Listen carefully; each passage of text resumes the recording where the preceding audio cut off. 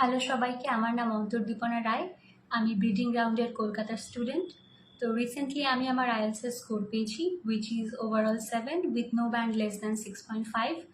তো বেশ কয়েক মাস আগে আমি যখন একটা অনলাইন বেসড প্ল্যাটফর্ম খুঁজছিলাম IELTS এর কোচিং করার জন্য, তখন হুট করেই স্যারের একটা ভিডিও আমার সামনে চলে আসে এবং তখন আমি সৌম্য স্যার এবং ব্রিডিং গ্রাউন্ডের সম্পর্কে জানতে পারি। আমি সেখানে অ্যাডমিশন নিই এবং আমি এখন বলতে পারি it was one of my best decisions.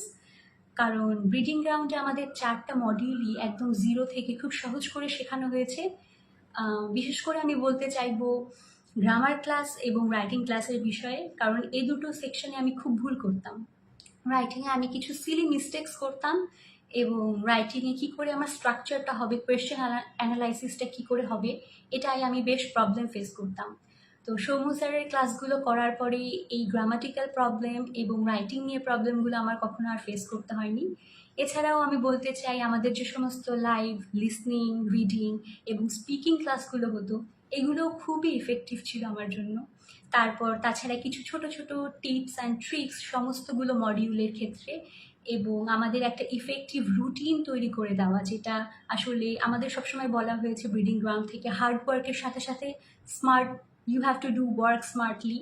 তো এভাবে একটা ইফেক্টিভ রুটিন যে কতটা আমাদের হেল্প করবে সাকসেসফুল হওয়ার ক্ষেত্রে, এটাও আমি জানতে পেরেছি ব্রিডিং গ্রাউন্ডে এসে।